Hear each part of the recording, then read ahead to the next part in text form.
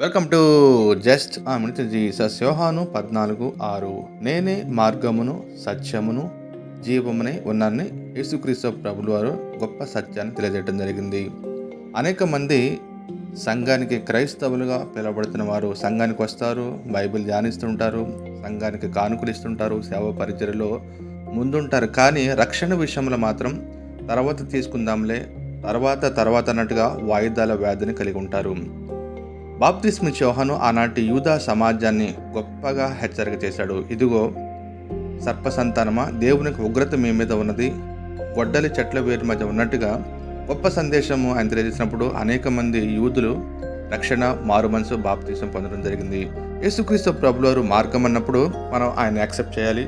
ఆయనే సత్యం కాబట్టి విశ్వసించాలి. ఆయనే జీవము కాబట్టి ఆయన సన్నిధానంలో ప్రతి నాలుక, ప్రతి మోకాలు మోకరించి దేవుని యొక్క నామాన్ని ఒప్పుకోవాలి. నేడే రక్షణ దినము. ఆమేన్.